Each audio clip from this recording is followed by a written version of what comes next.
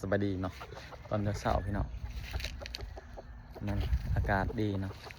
ผมไปต่อไกลนี่คือสิข่าวคักเนาะอากาศแบบนี้เนาะมันเช้าสีลมๆหน่อยนึงนี่กายในความงามนี่กายความงามนี่โอเคเลยแต่ความมานในโบหูเนาะความมานบางคนก็ว่ามานแบบนั้นบางคนก็ว่ามานแบบนั้นครับแต่ว่าคอยกับมักความงามเนาะ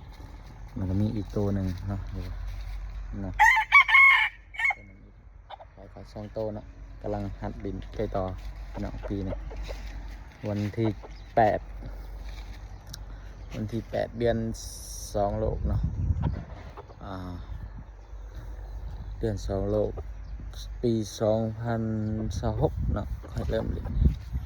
ห่างหายไปประมาณ 7-8 ปีเนาะพี่น้องเนาะแต่ก่อนก็ลินอยู่แต่ว่าบ่จริงจังปานใดการลินครับบ่ค่อยเก่งเนาะผู้ใดเก่งในการลินไกลก็แนะนำเลยเนาะสำหรับคอยนี่มักความสวยความงามแล้วก็มักความคันของมันเนาะเสียงคัน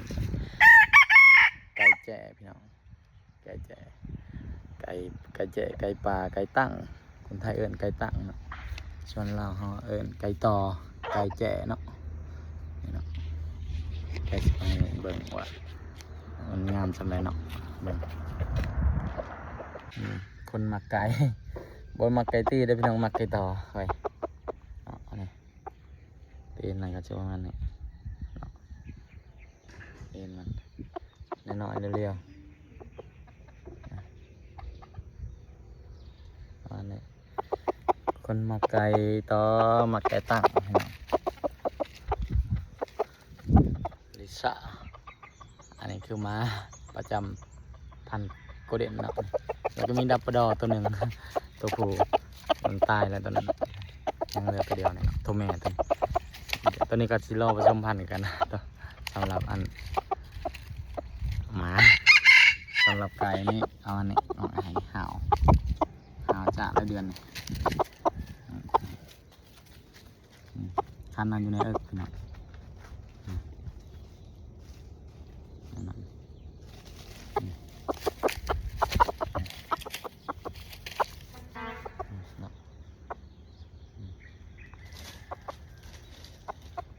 วันนี้ไก่ก็ไก่ดินปีนี้เนาะว่างๆก็เข้าปลาเข้าดงพี่น้องว่างๆก็เข้าไปนี่มันได้ส่งอยู่พี่น้องดีมันเป็นอะไรช่วงนี้ไก่เนี่ยวันนี้ไปได้บ่ช่วงนี้หรือว่าฮอนเพราะบ่เคยเล่นเนาะเป็นอะไร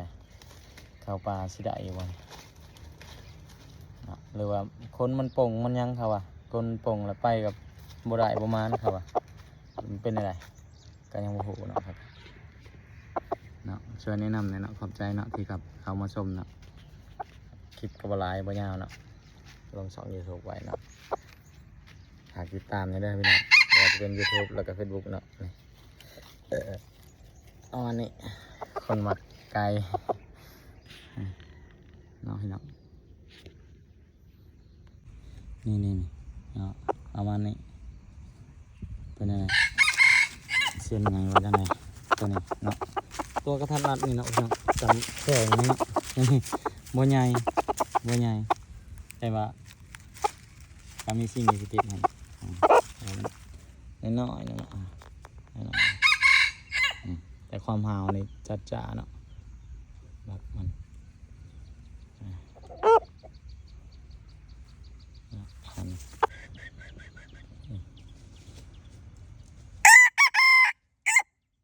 การพันอยู่ในมือเนาะ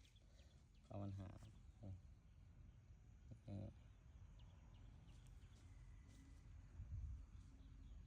งเขา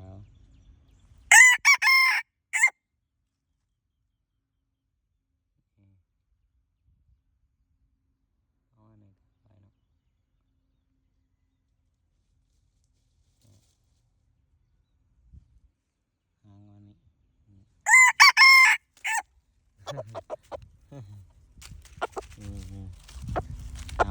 อาครับ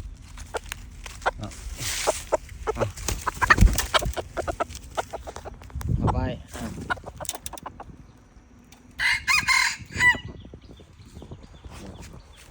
ส่วนตัวนี้ก็เริ่มหนาวกัน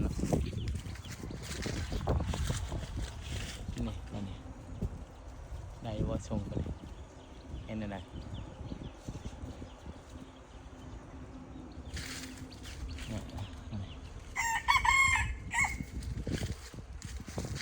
เอาอันนี้กัน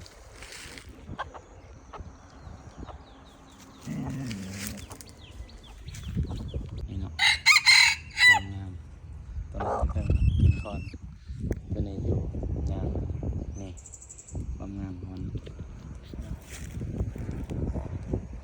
ได้ความงามได้ทรงเลยนี่เนาะแต่ความมันโอ้โหเราเนาะความมันยังไม่ได้ต่อเนาะยังไม่ได้ดินนี่ไก่ซีแสบเนาะบ้านเพิ่นซีแสบถ้าว่าคนไทยเขาเอิ้นว่าซีซาเนาะไก่ซีซานะครับบางคนเขาว่าตำราใครเป็นยังไงแนะนำมาได้เนาะแต่ก่อนโบโหตำราเนาะโบเป็นดินตำราเนาะถือว่าห่าวแห้งเป็นเนาะห่าวเป็นห่างกระจับขึ้นเนาะยังบ่ห่าววันนั้นตัวนี้ได้เดือนแล้วเนาะแต่ยังเลยต่อเอ็นกาเนาะมีกานำตัวนี้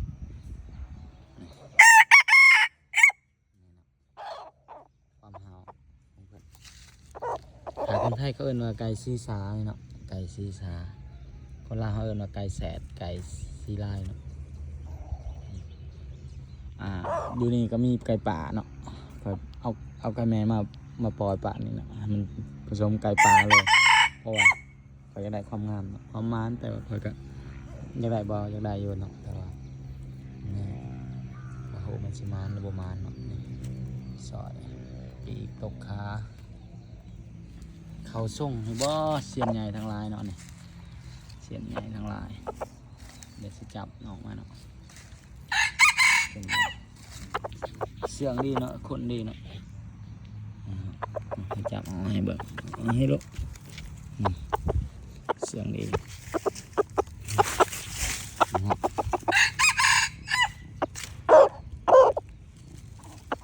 จะถ่วงไปถ่วงนกเนาะถ่วงตาเนาะเป็นอะไรตอนนั้นเราอยู่ทาง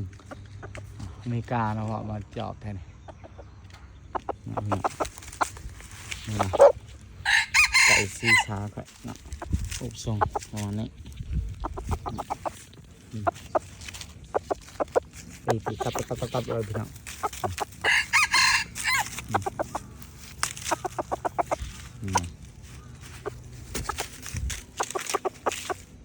นี่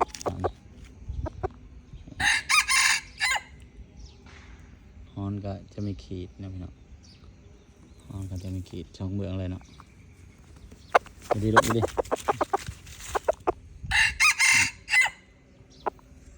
เป็นยังไงเชียนใหญ่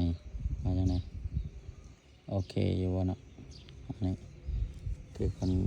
งอนมันเนาะตกบาพี่หาง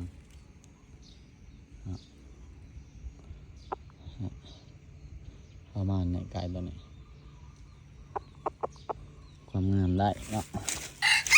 ตีนน้อยๆเนาะเอ็นยังไงไก่ก็วังปีหนึ่งเนาะกำลังเป็นบาวเลยเนาะนี่ประมาณนี้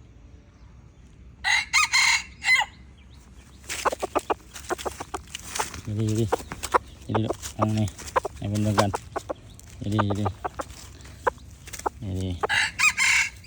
ตอนนั้นหาวใช่เนาะตอนนี้เปิดนะเดินต้นตำนานอยู่กับพี่ทุกเขาเป็นนั่นเปิดหน้าเปิดหลังบ่ก็ประมาณนี้พี่น้องประมาณนี้จากเปิดบ่เปิดบ่โหนะ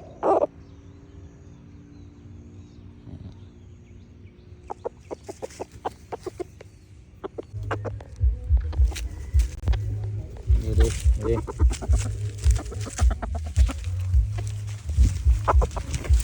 ยัดแห่เนี่ยนะฮะก็จับขึ้นนี่ฮะก็จับขึ้นก่อน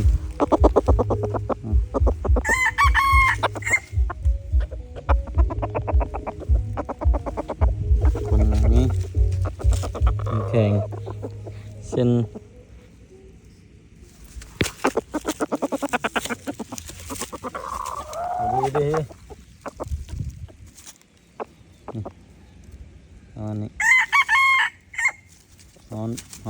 ทับนอนทับนอนเอง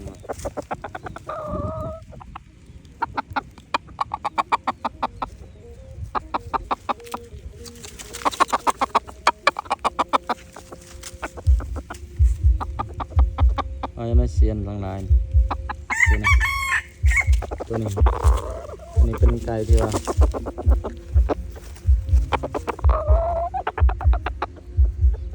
นี่อันนี้ไก่ตัวนี้มันหย่อนเสียงแล้วนะมันห่าวใช่กันเนาะไก่คนละพันกันนะคนละพอนี่เนาะ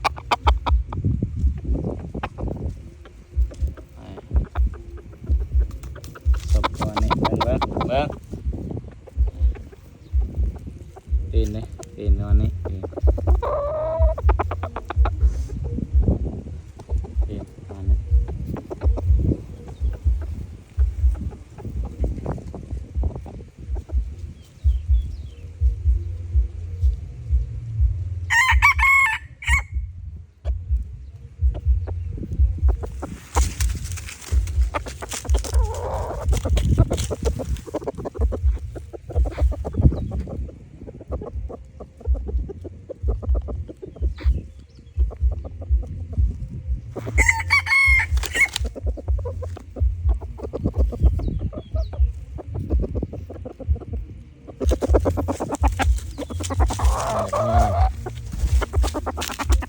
ยืด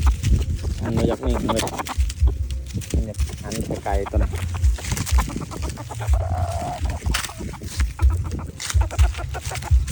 มายาลิซ่า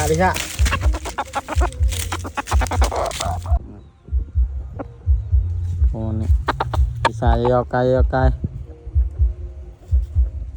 มันซับกันกับป่าไปป่าตัวคันอยู่นะ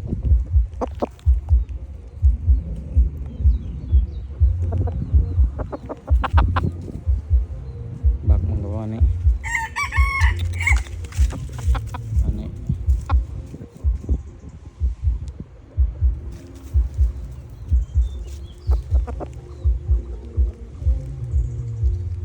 ก็เลิกอยู่ได้นี่เอามันนี่เกินว่ายังมันนี่มันบักมันลบ